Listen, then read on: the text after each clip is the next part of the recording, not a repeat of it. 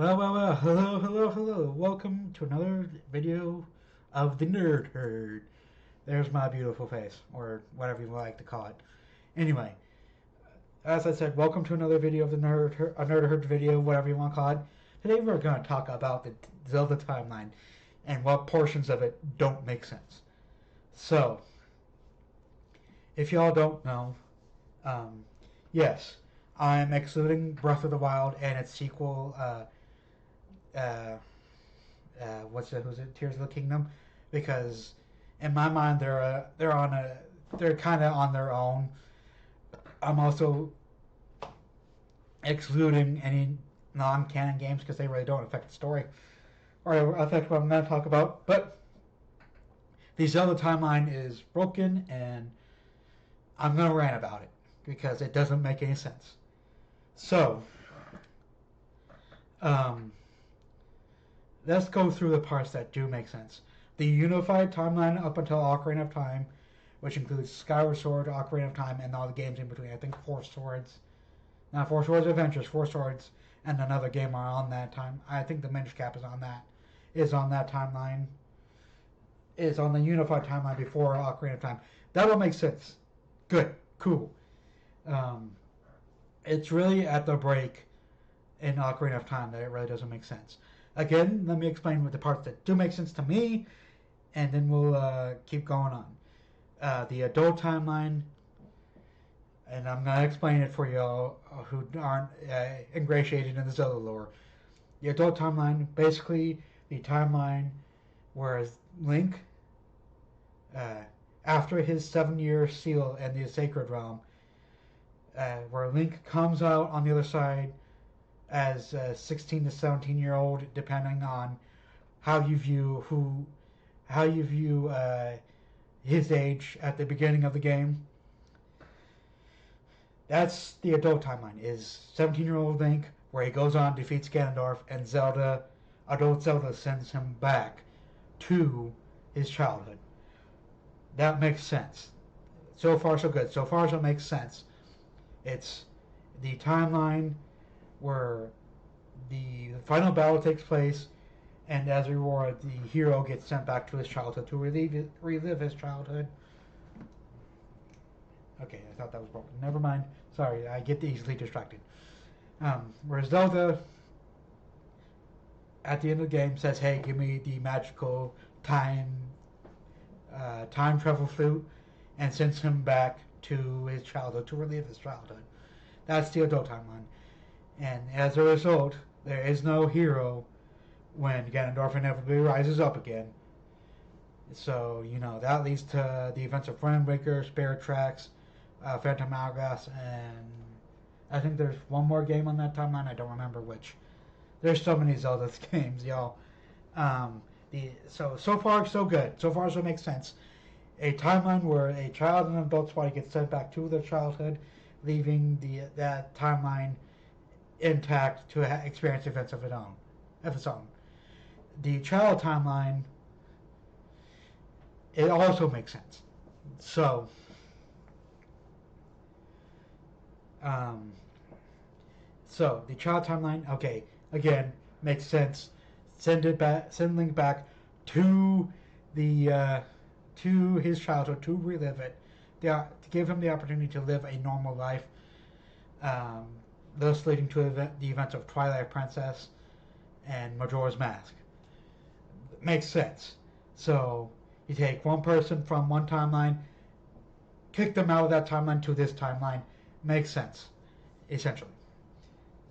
And in Twilight Princess, we meet the hero Shade, so we can assume the hero time went on to be a knight, so he didn't really live a life of peace, as we see in Majora's Mask and Twilight Princess. But nonetheless, that's what happened. The timeline that doesn't make sense, again, excluding Breath of the Wild and Tears of the Kingdom, because they haven't really been placed. And yes, those also that makes sense, because the developers have said, oh, they're so far in the future that events on the timeline that events of all games have taken place. Okay, so what does that make sense? That doesn't make sense. So, but leaving those out of it, the Fallen timeline is where it really does, the timeline really does, it gets confusing. So this is the third branch, the third split from Ocarina of Time. So it's an if-then timeline, which I don't like, and I'll explain why I don't like it. I'll try to be calm about it, but I'm not gonna promise anything. The Fallen timeline says these are the games that happen if Link dies in the final battle. So, if-then statement. If Link dies, then these games happen. That doesn't make any sense. It doesn't make sense. It's not taking one person from one timeline and sending them to a different time to relive different events on that timeline. It's not taking one person from one timeline and putting them in another timeline. It's not even creating a different timeline based on separate actions. It's an if timeline. It really doesn't make sense. I'm going to link in the end of the video. I'm going to try and link if I can figure it. Okay, you'll see it at the end of the video. But this doesn't make any sense. Why is this one timeline hinging on the fact that the playable character dies?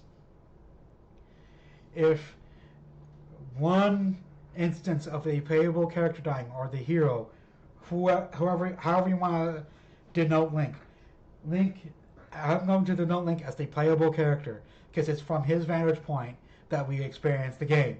It's him that we are playing as. So if the playable character is the one dying, then there should theoretically, and in the terms of, in the minds of these other developers,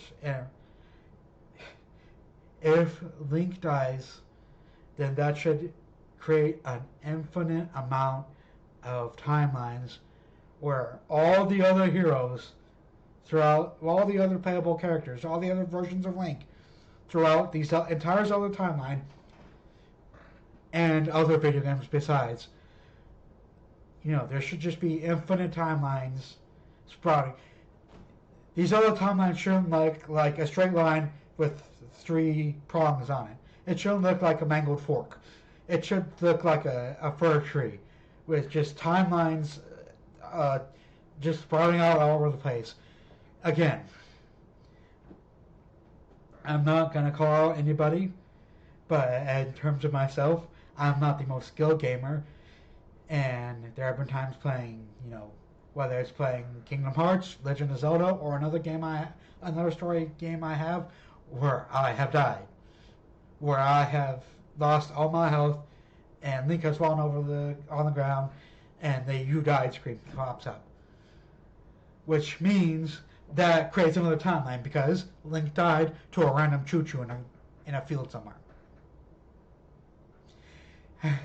I got more animated than I intended, but I think you guys get the point. It doesn't make any sense why as a developer you would say, oh, because the playable character dies, we are creating this timeline.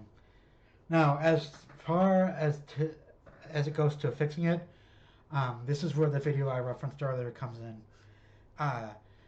Bandit Games, as he's known now, I think he changed the name of his channel since I started watching him. But Bandit Games has this video on how he fixes all the timeline, and I agree with him. It's called the timeline theory. I'm going to link it at the end of the video to help you guys find it anyway. But that's the only way this makes sense. Or some other version of events where, oh hey, instead of Link dying, Link died, but he hit this particular rock or whatever. But again, there are multiple solutions, and I happen to agree with a particular YouTuber that's already put a video out on it. So, with that, consider my Zelda Timeline rant over.